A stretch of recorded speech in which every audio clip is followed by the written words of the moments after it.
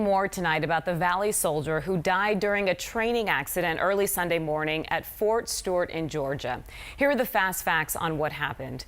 21-year-old Private First Class Antonio Garcia of Peoria was one of 3 killed when the Bradley fighting vehicle they were in rolled off of a bridge.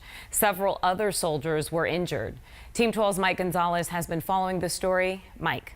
Hey, good evening, Caribe. Yeah, Antonio Garcia is being honored across the state, and tonight we're hearing from his high school teacher. Flags across the state at half-staff honoring 21-year-old Private First Class Antonio Garcia of Peoria, who died in a training exercise riding in a Bradley fighting vehicle like this one Sunday morning. The flags at Sandra Day O'Connor High School, where Garcia graduated from, also at half-staff. Garcia's former teacher, Mark Murr, says he was a great